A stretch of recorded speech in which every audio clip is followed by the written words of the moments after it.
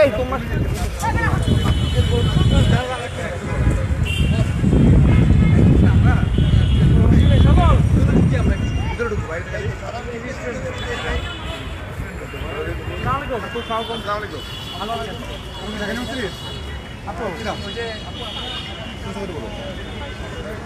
কালকে যে আমাদের প্যালেস্টাইন আন্দোলনের সংহতি জানিয়ে আমাদের পতাকা উত্তোলন হবে। কেমন আছো?